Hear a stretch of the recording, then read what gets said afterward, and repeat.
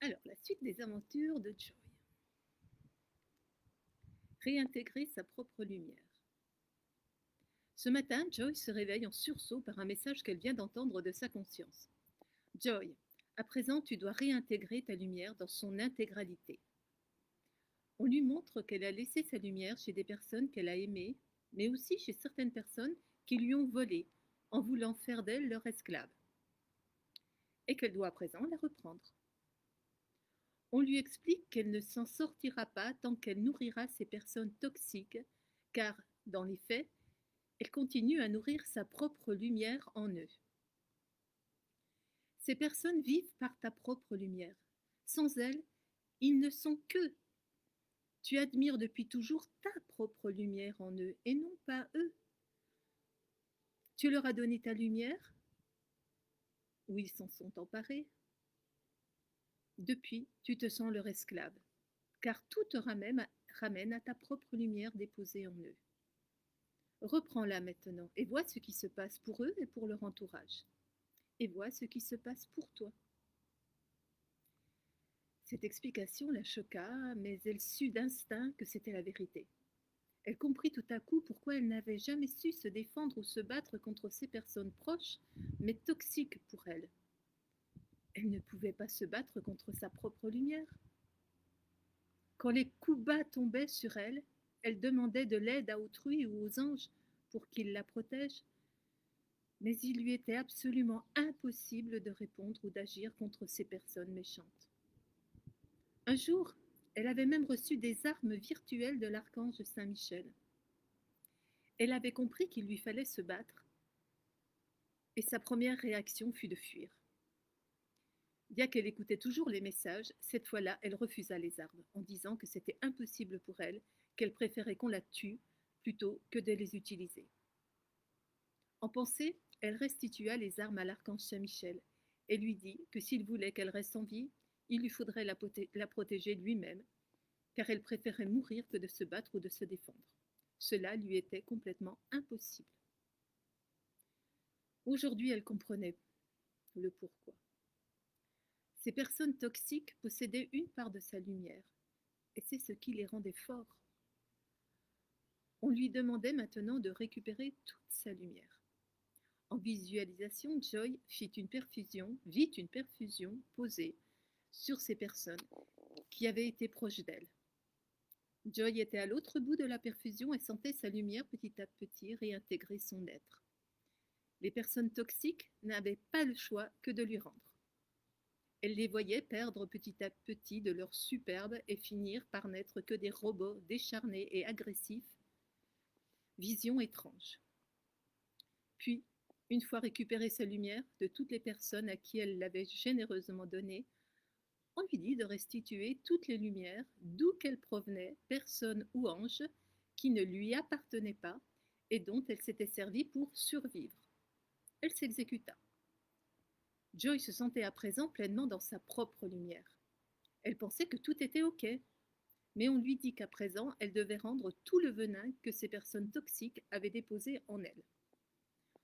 Joy n'avait aucune idée de posséder en elle du poison d'autres personnes, tout comme elle n'avait aucune idée que ces personnes se nourrissaient encore de sa lumière. Joy mit une perfusion virtuelle dans ses veines jusqu'aux personnes qui l'avaient envenimée.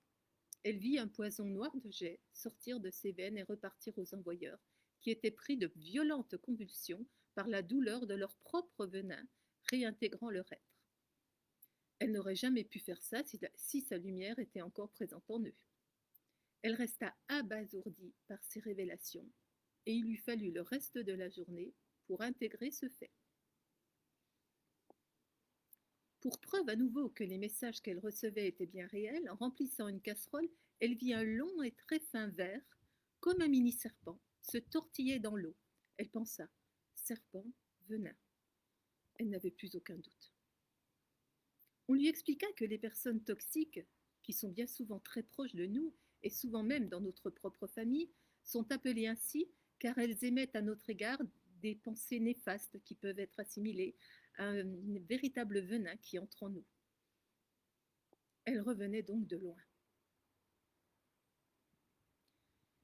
Bizarrement, après avoir terminé ces différentes perfusions et en pensant à présent à ces ex-personnes toxiques, Joy n'éprouvait plus aucun sentiment pour elle, comme si elle n'existait plus de son espace vital, comme si elle n'avait même jamais existé dans sa vie.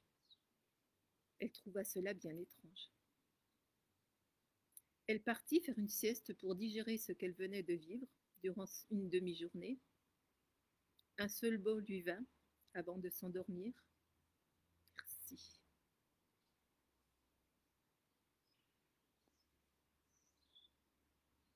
Que va-t-il se passer de mieux?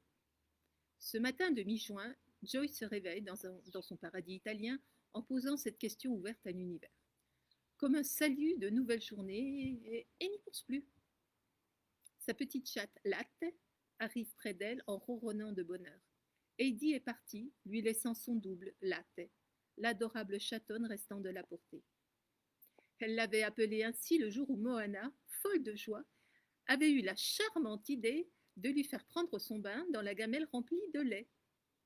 Joy l'avait récupérée in extremis alors qu'elle était immergée dans le lait, d'où son prénom tout trouvé, Latte. Cette dernière grandissait avec les mêmes caractéristiques, les mêmes traits de caractère de sa mère. Elle avait pris son rôle de nouvelle gardienne de la maison de Joy, une transmission de mère en fille. Joy prépare son café tout en allumant son téléphone. Elle regarde l'heure et voit qu'elle a dormi 14 heures d'affilée. Étrange, se dit-elle.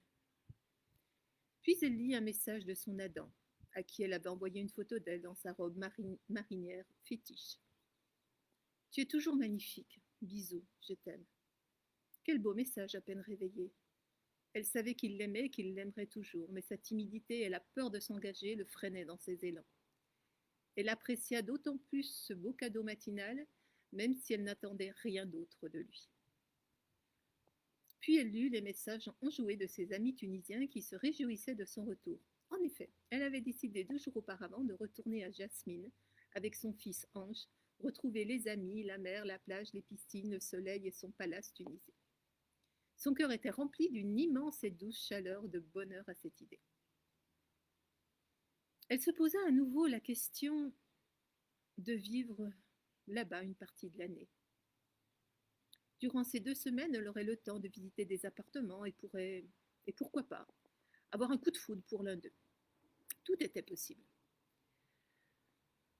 Le téléphone retentit.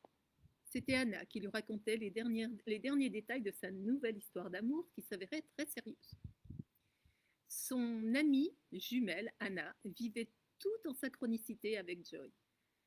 Elle venait de rencontrer celui qui présentait toutes les caractéristiques pour être son homme.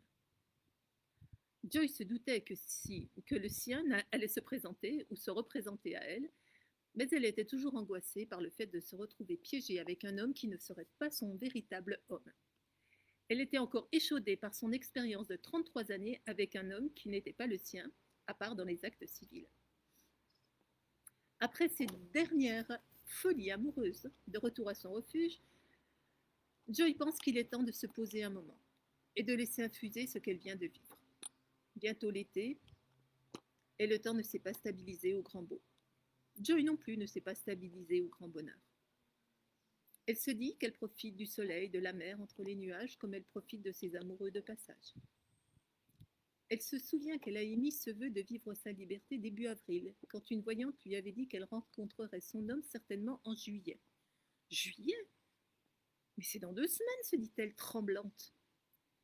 Elle se demanda pourquoi son cœur battait si vite et pourquoi elle tremblait. Bizarrement, elle sentait qu'elle n'avait pas encore vécu tout ce qu'elle avait à vivre de sa vie de femme libre.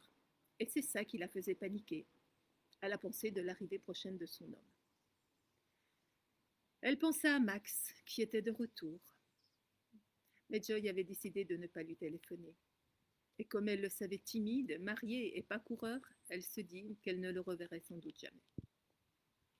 Malgré tout, Joy était perturbée de le savoir si près d'elle et se demandait si ce qu'elle avait vécu avec lui était bien réel et fort à ce point.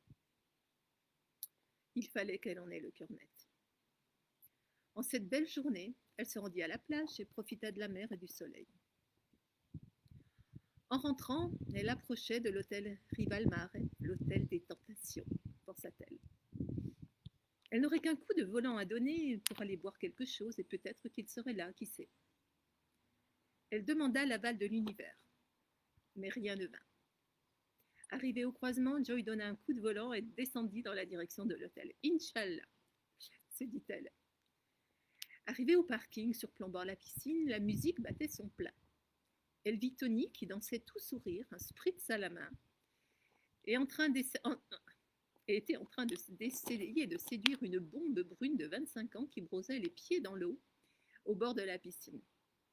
Elle savait que Max ne devait pas être très loin, et beau comme il était, elle se demanda si elle ferait le poids face à cette bombe brune.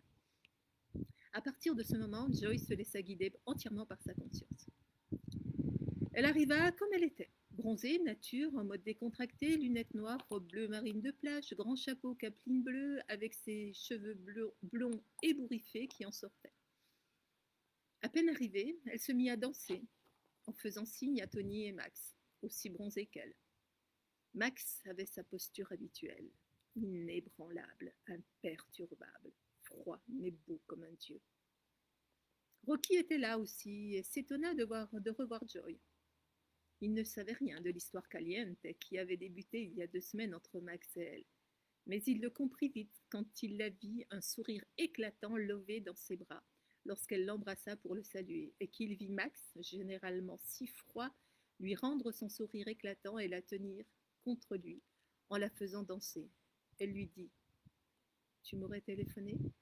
Il lui répondait. J'hésitais. Rocky devint fou de jalousie. Sa cougar devait lui rester fidèle et ne pas succomber à un autre homme devant tous ses amis. Mais Joy était libre et comptait bien le rester. Il essaya de s'interposer, mais rien ne les sépara. Il voulut se venger en commençant à s'intéresser à la bombe brune qui refusa ses avances comme elle les avait refusées à Tony. Elle aussi avait dû repérer le physique sculptural de Max, qui restait comme à son habitude froid et distant. À part avec Joy. C'était clair, et ça se voyait de loin. Joy était amoureuse et Max était sous le charme. Un jeu s'installa autour de la piscine entre la brune pulpeuse et Joy, blonde et non moins pulpeuse, mais qui doutait d'elle intérieurement, même si elle ne laissa rien paraître. Joy vécut un moment comme ceux que l'on voit à la télé ou dans les salons VIP des plages privées de Saint-Tropez. Jamais de sa vie elle n'aurait pensé devenir une de ces go-go danseuses que l'on voit en maillot de bain hyper sexy au bord des piscines, et encore moins à son âge. Elle sentait l'univers la porter et la booster. Max demanda un slow et attira Joy sur son magnifique poitrail bronzé. Elle ne put s'empêcher de déposer des baisers sur sa peau douce et chaude. La température montait. Pour la faire redescendre, Max plongea dans la piscine et l'appela. Elle ôta sa robe et plongea. Il n'en revenait pas de sa rapidité et de son audace. Joy était un véritable poisson dans l'eau et Max lui disait qu'elle était incroyable. Danseuse, nageuse et tellement sexy et attirante. Ils se frôlèrent. Elle s'agrippa à ses trapèzes tendus. Il lui dit qu'il ne sortirait pas dans un état décent de la piscine s'il continuait ainsi. Joy sentait que Max se craquait pour elle, mais ne voulait pas tromper sa femme. À nouveau, elle lui dit qu'elle comprenait et qu'elle partait pour ne pas le tenter davantage. Avant de partir, elle salua Rocky, qui était dans un coin, essayant de se donner une contenance, en faisant semblant d'écrire un message sur son téléphone, mais fou de jalousie. Il avait bien compris qu'il avait choisi Joy, mais elle avait choisi Max, et pas lui. Coup difficile à avaler pour un sexy boy, tout en arrogance. Max, lui, était un sexy man, tout en retenue. Il n'y avait pas photo. En partant, Joy retourna une dernière fois dans les bras ouverts de Max, qui lui redit encore une fois « Bellissima ». Elle s'entendit lui dire « Mi hai toccato al cuore ». « Tu m'as touché au cœur ». Il lui répondit « Addirittura ». Vraiment. Elle lui fit signe que oui, et elle partit, déstabilisée par ces nouvelles émotions vécues et en même temps remplie de gratitude. Quel beau cadeau elle venait de recevoir de sa vie. Ce fut en effet une belle histoire d'amour, comme elle l'avait entendue quand il s'était approché d'elle pour la première fois. Elle se prit à penser que tout ce qu'elle avait enduré dans sa vie avait été effacée en quelques heures par l'intensité de ce qu'elle venait de vivre, et qu'après cette expérience, elle pourrait mourir là maintenant. Puis elle pensa qu'elle n'avait pas besoin de mourir, mais au contraire de vivre sa nouvelle vie de femme accomplie. Et elle s'entendit dire, après avoir vécu ça, c'est bon, je ne veux plus rien vivre d'autre. Je peux dire maintenant que j'ai vécu ma vie de célibataire, que je n'avais encore pas vécue. Je n'ai plus aucun manque. Je peux à présent trouver mon homme, me marier et rester avec lui pour toujours. Elle était allée jusqu'au bout de son expérience. Elle se sentait prête à présent à accepter de se livrer dans les bras tendus vers elle de son homme. Voilà.